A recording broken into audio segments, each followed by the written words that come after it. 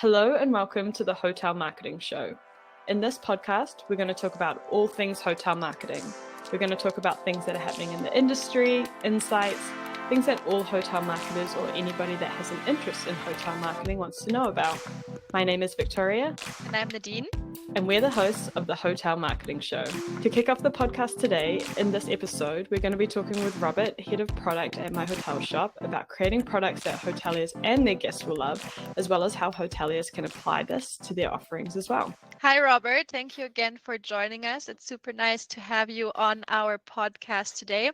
And just to kind of get started, I would love to know a little bit more about you. Who are you? What do you do? Yeah, give us a little bit of an introduction to you. Okay, hi everyone. Thanks for having me, Victoria and Nadine. It's a pleasure. As you said, I'm Robert, head of product at myhotelshop. Who am I? What am I doing? Husband, father, dog walker. These are the three Perfect traits. summary. Yeah, as short as I can come up with. And I have a passion for digital products. About me, a little more. You asked earlier, what's my favorite food? And this is a funny thing. My favorite food is bacon, but I'm a vegetarian. What?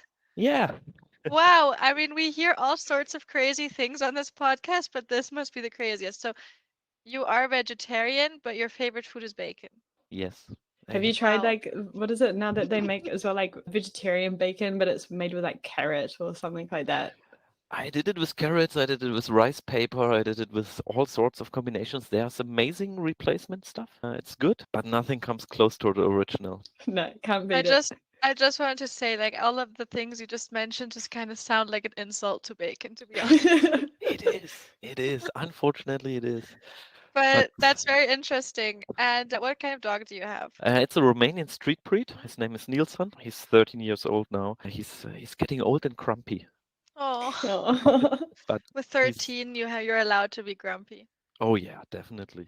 And Robert, okay, so dog walker, husband, favorite food bacon, and what is something that you enjoy doing in your free time? Do you have a hobby that you currently or just started to explore? With my background in product management, what I need to be is a jack of all trades. You need to do everything a little to make sure that you can connect people, and this is also reflected in my hobbies actually. Is I'm doing everything from ballroom dancing to kickboxing. So Wow. if you That's want to awesome.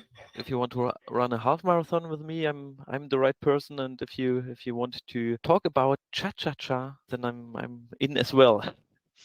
I love this ballroom dancing. And how long have you been doing that for? Like a long time already, or is this something that happened now after COVID that you felt like you're gonna explore the ballrooms of this world? Well, the start was quite funny. I missed a birthday present for my wife.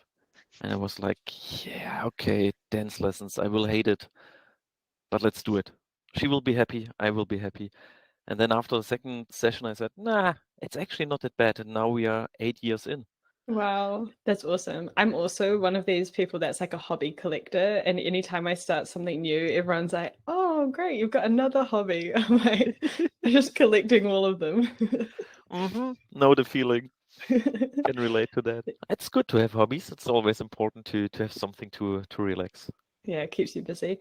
And Robert, what's something that you're hoping to see in the second half of 2022 in the hotel industry? So I worked with MHS, or so my hotel shop, just since last year, and before I was completely in e-commerce and ERPs and online accountings for 10 years.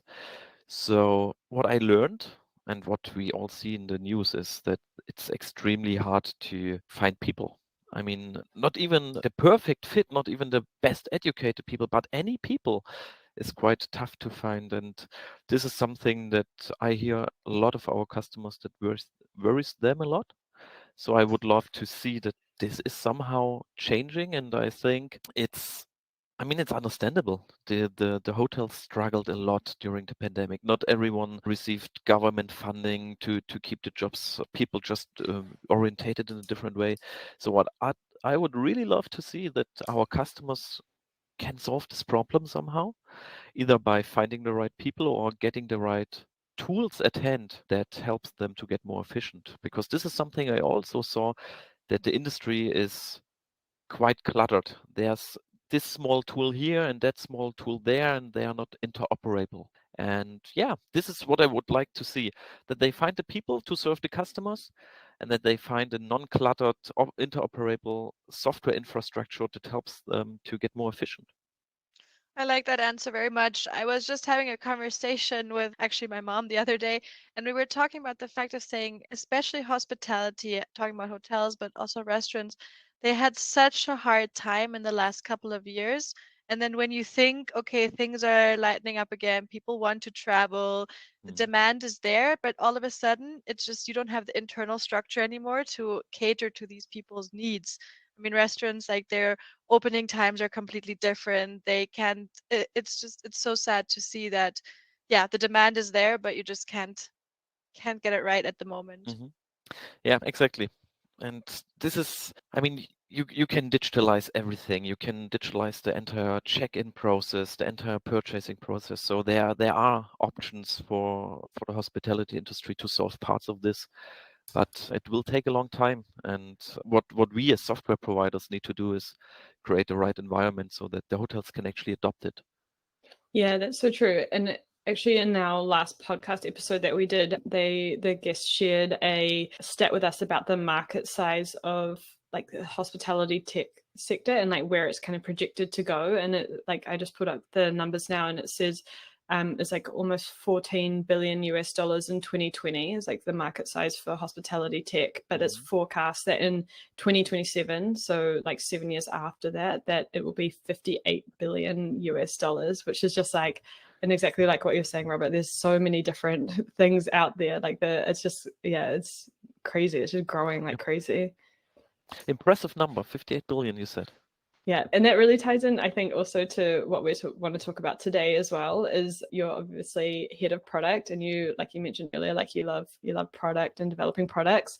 And the reason why we wanted to talk to you today as well is because we think, well, we know that you're an expert in this area, and we are talking a lot about things that hotels can learn from other industries and apply to what it is that they do. And so, what we'd love to talk a bit more in depth about today is, what can hotels learn from the way that tech providers develop their product and apply that to the product that hoteliers create? So the room offerings, their online presence, like basically like packaging up who they are as a hotel, and learning from the things that you know and you apply in your role as well. So I think to start with, let's go real basic. What is a good product? How would you define what a good product is?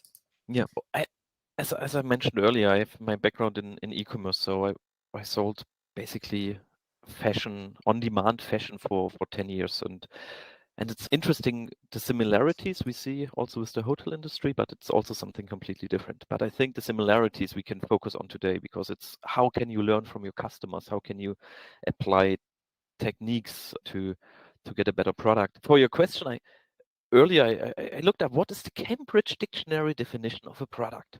Love a good definition. I love a good definition, and it's always good to have a starting point. And I was surprised how dull actually the definition of product was. It's something that's made to be sold, and I was like, not really. This is not a good definition of product. I feel like there's so much like air. I don't know if this is like an English expression. I know that this is a German one for sure. There's like so much air left top. You know that. Exactly. Okay, Victoria doesn't look like Like there's so much like room within that, or like so much space yeah, left. basically because it's such a like bland definition. So there's so much air for improvement. I mean, at the end, a product, everything is a product. If your breakfast cereal is a product, and doctor's imaging device for diagnostic is a product, everything is a product. And what makes a product good product for me is that is something that makes your life easier, something that makes your life more pleasant. And this is what is the essential thing for me. It's not how much units do you sell, what is your yearly revenue. There are, pardon my French, really shitty products out there that sell like nothing. There are billions in revenues for really bad products, while there are amazing products out there that never really get traction. But for me, really, if it makes your life easier, it makes your life more pleasant, it's a good product. But as usual, it depends on your perspective. Each product has a target persona, it has a target customer. and it needs to fit. It needs to fit your needs. I like that, especially because we had a guest on our podcast as well who mentioned that it's not only about attracting the people that you want in your, in this case, hotel, but also saying what message do I want to bring out there for people that I don't actually want in my hotel. So you have a two-way street of looking at things and of products as well, who to attract and who not to attract. Yes, definitely. As I mentioned, these user personas. If you want to create a good product, you need to know who are your users and who are not your users. Because if you define your target group as everyone out there, then you're doing it wrong, because you will never get enough focus to meet the one person's requirements the best. I think that that's such an interesting, I know I'm getting a little bit sidetracked here, but I think that this is such an interesting point because when you are developing a product or thinking of a product, I feel most people just want to cater to everyone because then they think I have the biggest market, right? If I can cater to everyone, everyone is my potential customer. And all of a sudden, you then have a product that doesn't really cater to anyone specifically because you try to cater to everyone and it's actually just doing the reverse of what you wanted to achieve, which is quite an interesting thought. One of the most important things in product work is actually fighting the FOMO, the fear of missing out. What you need in product is a good vision, because I mean we all can't predict the future. We don't know what will happen in half a year. And this is why most people say, let's do everything, because then we have at least a chance to hit some of the potential futures. But this just creates the most horrible product. It's not possible to get to have a one size fits all approach, and therefore, yes, you need to cut out. Even if you're wrong, I mean, let's face it, there are products from very famous companies that spend millions. Let's think about Google Plus. They want to have a Facebook competition. They spend billions and they try to solve all the problems at the same time, but they were just plain wrong. And trying to prevent this to being wrong, sometimes leads to making something even worse. Yeah, that's so true. I actually I'm just thinking of this literally happened to me this morning, but I've been making some TikToks, like not for work, but just like for myself. And I often post on my own LinkedIn like these kind of little tiny mic videos where I'm like asking marketing people, like to share some insights. And then I've started playing around with just making some kind of like silly videos, and I was like showing my husband, and he was like, like if you want to actually be successful, you have to really like focus in on something specific rather than trying to do all of these things. I was like, no, but this is fun. And he was like, you've got to think about what it is that you're actually trying to achieve and the content that you want for this specific group, and not try and just do what you want, but yeah, focus in on that. And I think it's such a good reminder, I think, from both like a product point of view and a marketing point of view as well. Definitely. Yeah. So Robert, thinking about actually developing a product, can you talk us through like a little bit around the development cycle for creating a good product? So not just the dictionary definition of product, but our good product definition. Yes. So the product life cycle or product development cycle, you can put it in 4 words, which makes it quite easy, and then we need to elaborate. But at the bottom, it's learn, build, measure, repeat. You need to learn something, you need to apply your learnings, and then you need to measure if you really understood what you believe you learned. And then if you figure out you were right, then learn more. If you figure out that you were wrong, then you learned something already, and you can build your next iteration. Good products, and this is difficult for a hotel to work in iterations, but good products are built in iterations. You will never, whatever you do, you will never get it right in the first place. There's this one saying in product that if you believe you understand your customers, you don't. It's so good. I think that we need that as like a poster or like a mantra that we repeat. I think that's brilliant. I'm reading this book currently, and it's actually like it's also from a podcast host, and he always asks his guest, "What would you put on like a huge billboard?" And I feel like that's something you would put on it. Definitely. So, what's a good product development cycle? Like I said, these learn, build, measure, repeat. This is how you can start a discussion, but it's way more than that. What I believe every company needs is a vision and a mission. You need to know where you want to go. Vision statements are sometimes ridiculed by saying, yeah, it's just random words, but I believe in the power of a good vision and a good mission statement. Who do you want to build for? What do you want to build, and why do you want to build it? Because if you have a clear vision and mission, you can derive a strategy from there. And if you have a good strategy, that can't be carved in stone. Strategies should never be carved in stone. But if you have a good strategy, you can also build a good roadmap on how you want to reach your vision statement. And so this is something very important for me, because what's always infinite is the number of ideas. What's always finite is the time you have to build them. And I know that I mentioned this before, but if you try to build everything, you build nothing at the end. So if you want to have a good product, you need to have a good vision, something you believe in, something the entire team believes in. Can't be just a random statement where people in your company say, yeah, we don't care. In MHS, we have one mantra. It's unlock direct revenue. We want to help our customers to unlock direct revenue. And whenever I present it to newbies, I tell them, if I call you at 3 a.m. in the morning, pick up the phone, yell unlock direct revenue on me, and then hang up again. Because what I want them is to really understand why we are here, what are we doing, and this is for me essential to build a great product. Something else that is essential is permanent discovery. You need to discover the trends, certainly. I brought one example. Great products that fail. Trick question for you. When was the first digital camera invented? Do you know? What's your guess? Nadine quickly Googles. Yeah, No, I know she actually, did. no hands up. No, the first digital camera. Wait, I remember my family having one when I was like growing up, and it was like really like a big. I remember switching from film to digital, maybe like 20 years ago. No, maybe 25 if my parents were able to get one. Yeah, maybe around like 25 years ago. I wanted to say like I would have said like 20 years ago. I'm gonna go for 2000. 1975.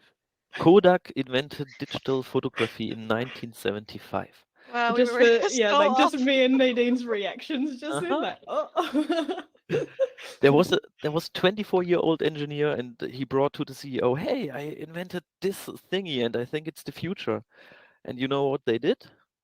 They said, yeah, but it's not good for our current revenue streams. Our current revenue streams is making films and developing the films to pictures. So if we do this, we will all go bankrupt. And they had the most amazing idea, which was based on learnings. And they built this most amazing idea, but they just scrapped it because they just believed, yeah, if I just look at my product as it is right now, if I look at my revenue streams as they are right now, and this is what I need to protect. And with this, they basically screwed it up. I mean, if I think digital photography, I don't think Kodak, No, not at all. no. And so this is the second thing what I meant, that yes, you need to learn, you need to build, you need to measure and repeat, and you need to have a strong vision, but you also need to be open for change. You really But need here to be open for change. I have a question, just Mhm. tying all of that in what you just mentioned. Where do you find the perfect balance then when you go and say trends? We know trends Mhm. develop so quickly that by the time you blink, the trend is gone. But Mhm. how do you actually keep up with trends, stay, let's say, loyal to your vision and your Mhm. customers, but still grow?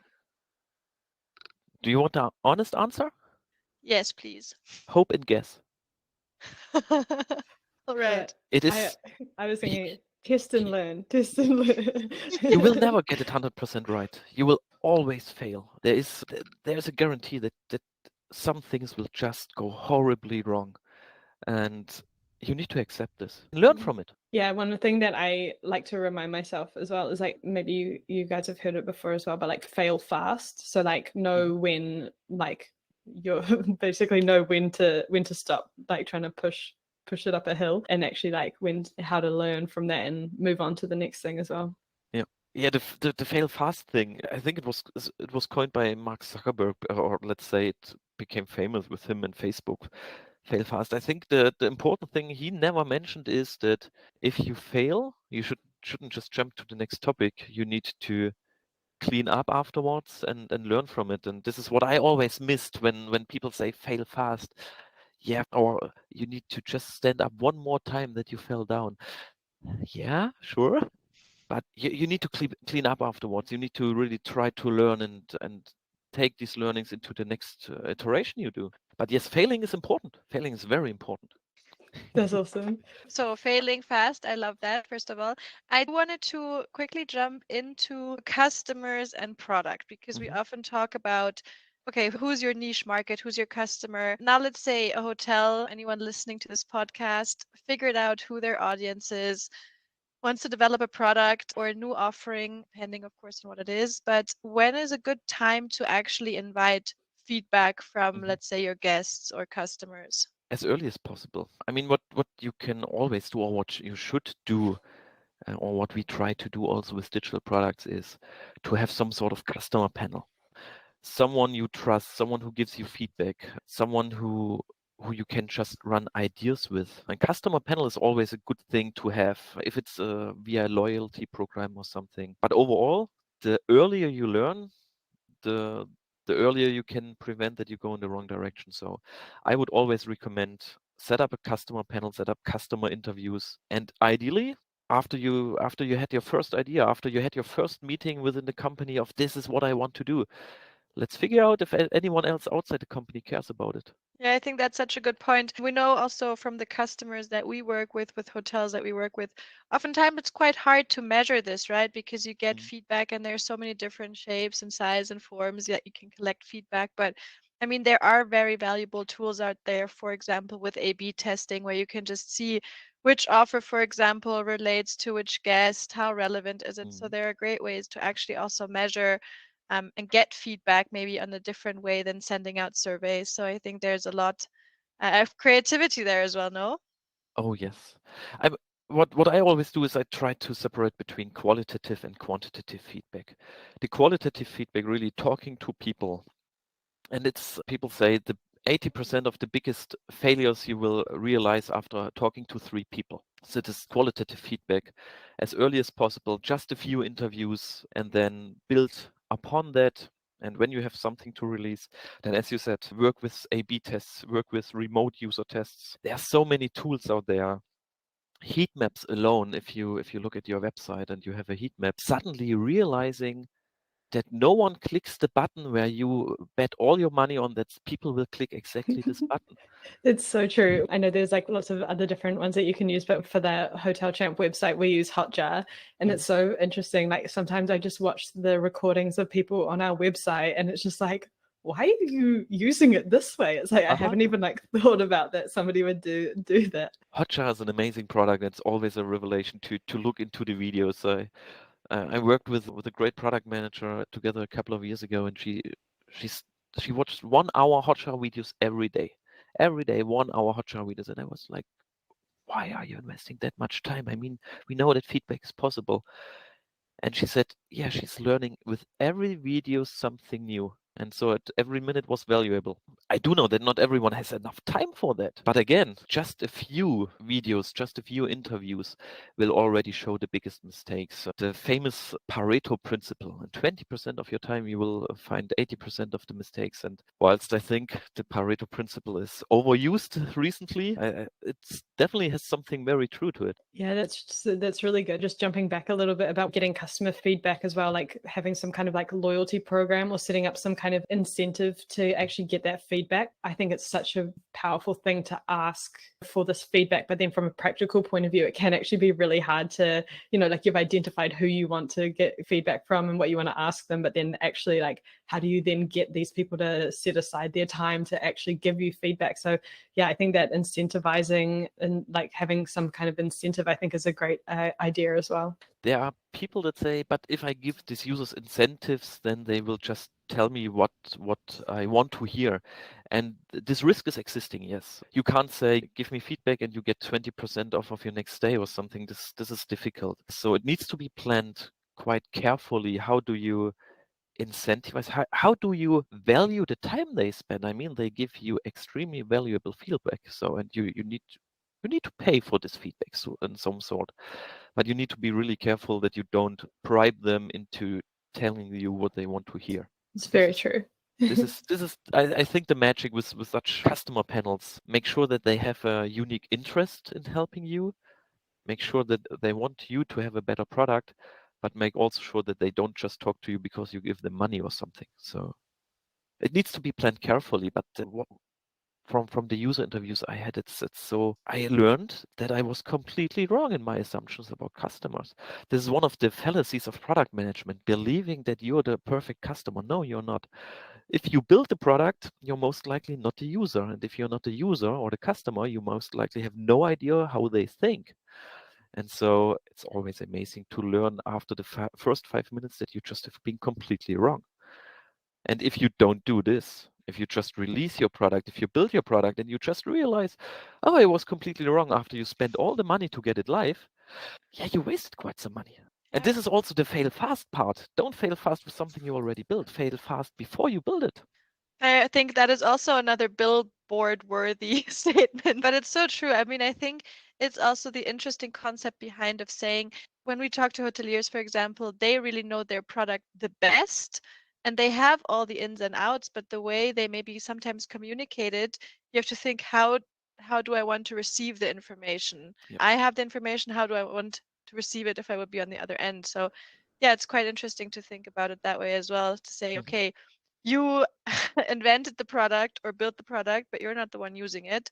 So how do you bridge the gap? I once talked to a hotelier and he said, yeah, I was in this and that hotel and I didn't like the curtains. So the entire hotel is really bad because I didn't like the curtains. I mean, you're in a hotel, if you're a city hotel or leisure hotel, it's a completely different setup. But if you think the curtains were wrong and therefore the entire hotel is horrible, then you don't have empathy for reasons why people stay in the hotel. You just don't. And if you build your entire portfolio based on, I don't like the curtains, you will get into a tough time. So bridging the gap. Well, the first thing you need to really do is accepting that you're not a customer. You also need to accept that making your stakeholders and shareholders happy is important. But at the end, the person that needs to be the most happy person is the person that pays the bill. And therefore you need to reach this person. And I want to go back to user interviews and customer panels. It's a difficult topic actually, because no one wants to hear that he or she is wrong. No one wants to hear that the ideal picture of the customer he or she has in her head is not what drives really the people. But again, I would go back to customer panels and user interviews, A/B testing and rating platforms to listen to this very carefully, to analyze this very carefully, and to not try to fall into the confirmation bias that you just try to read what you want to read in user interviews, etc. And for this, it is important to have a bigger team of people to discuss the product. So products never come just out of one person. Products are always a team effort. And you need to have a very diverse team. You need to have different ways of thinking. You need to have different ways of criticality. I mean, you need to have very positive persons, and you also need to have very critical persons. And if you set up such a team, and if you collect the data from different sources, mainly your users, then I think you can bridge the gap. I think that's really awesome. And I'm just reminded of, we did an episode with Tobias from Big Mama Hotels recently, and they were talking about the rebrand that they did and how when they were presenting the rebrand to the management team, it was quite different from what the management team were expecting, but they had to kind of frame it around, look, this isn't actually for you, this is for who our guest is and the kind of guests that we're trying to, reach and have stay with us. So I think it's really important, because also there might be that kind of like I don't know, a conflict's not the right word, but that kind of discussion, and maybe heated discussion internally about like who your end user actually is. And I think, especially as marketers, it's so important to remember that, you might have really great ideas, but is it actually like, do your customers, do your guests actually care? Does it actually line up with what they think as well? Yep. I just want to jump in here just for one little side remark. I think it's always so fascinating when it comes down to colors. I think it's such a small thing, but you can design the most beautiful whatever it is, and then people go and say, "Ooh, but I don't really like this shade of purple." And it's just so individual that you are not going to be able to cater to everyone with every little aspect. I mean, at the end of the day, you just have to see who is your customer? You can't have everyone sometimes in the team just agreeing on different colors and fonts and like the tiny little details. And I guess that's probably a skill as well, right, Robert? Like being able to pick out what bits of the feedback are things that you should actually like address and take on, rather than just looking at everything and being like, we have to change everything, but actually being able to pick out like what is it that actually is going to make the difference. Yes. Yeah. Colors it's an extremely good example. I mean, if a friend of mine, UX designer, in his office, he has a A0 poster of colors and color meanings in different cultures. And if you try to, I mean, every culture should be properly included. No one should be excluded. But if you really want to solve a color pattern for all cultures, you basically don't do anything but gray. But is this something anyone would like? A hotel or a product that's just in different shades of gray? Not necessarily. So you need to pick out the spots where you trust that this will bring the most benefit to the user. And again, you might be wrong, and therefore iterations are very important, because if you try it with small little experiments, then if you figure out that the small little experiment was wrong, then it's not as tough as if you redesign your entire hotel and then figure out, okay, no one likes my coloring. No one likes my 50 Shades of Grey. I had this invite. I just didn't want I'm to sorry, say. guys. It was too easy. It was just hanging right there. Yeah, it was up for the grabs, right? And you just went for it. Oh, nice. Okay, that's awesome, Robert. And we're heading into our final question of the episode, and this is Nadine's favorite question, but I'm gonna steal it today and ask it. But we've covered like a lot of really great things, and I think there's some really great kind of actionable things that hotels can apply. But if you had to sum up, what are your 3 key takeaways that hoteliers should take from this episode today? Okay, this is a really tough one. That's why I like it. You should have told me that this question comes last, so I would have prepared. You got to put you on the spot and see what you come up with. So, what's important? A good product serves a specific set of customers for a specific set of needs. This is important. The second thing that is important, you will never be right if you don't listen to external people. Talk to users, talk to customers. Even if you hate Google reviews, read them as detailed as possible. This is the second thing. And the third thing is accept uncertainty. You won't get it right at the first try, but keep improving in little iterations. This would be the third thing. And the fourth thing, because I prepared something, the fourth thing that you always need to take into account is you should have at least a little wow factor in your product. Something that tells the magic experience, something that goes the extra mile. And the example for this is the Peabody Hotel in Memphis. And I don't tell you all why this is so important, because just look it up. You will love it. Cliffhanger. Now I really Yeah, I'm like, do I Google it now? Yeah, I'm already like. No, but Robert, for having that question thrown at you on the spot, then to come up with 4, I think that's fantastic. It was really good wrap up. Well, happy you like it.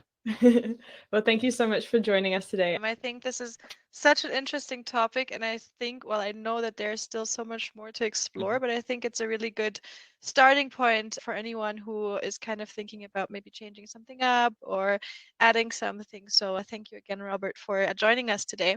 Nadine, Victoria, it was a pleasure. As you said, it's a starting point, and I think about each and every topic we touched, we can talk for hours. So maybe it's a starting point. Maybe we talk again on this show. I would love to be a guest again, and thanks for having me, and thanks for the warm welcome.